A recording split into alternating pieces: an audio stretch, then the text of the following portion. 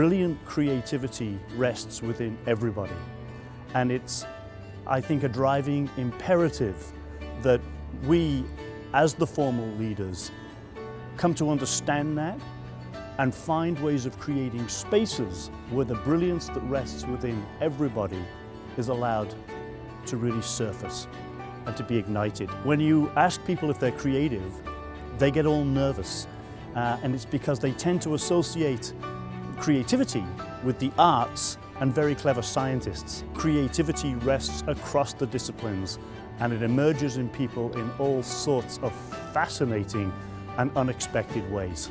Being an educator, you're in a service industry, and you are working for your students and for your families.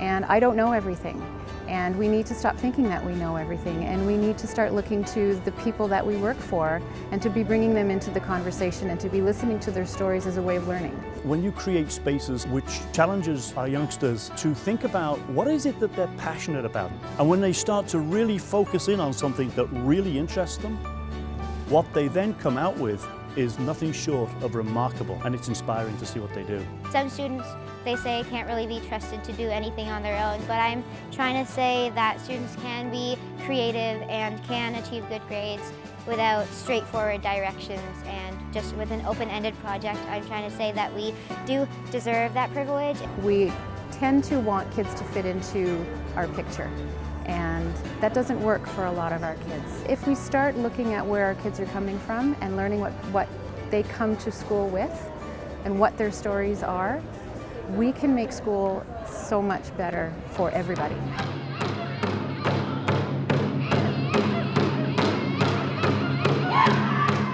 The stories that people tell reveal the essence of who they are. The fact that we have such a wide breadth of people that are here who are telling their stories that we might not have heard before because they've been marginalized or dismissed.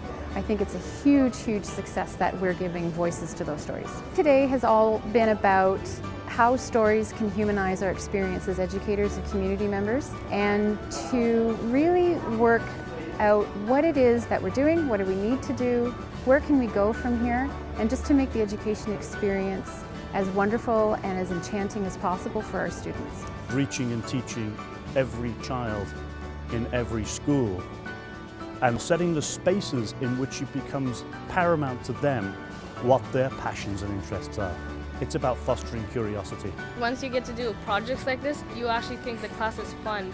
And Yes. I feel like it makes you more confident in yourself because you know you can do these things that most other people can't do. Today we got to showcase that to all the adults, the vice principals, superintendents. It was very student-led today, so we got to voice our opinions and how we feel about these kind of projects.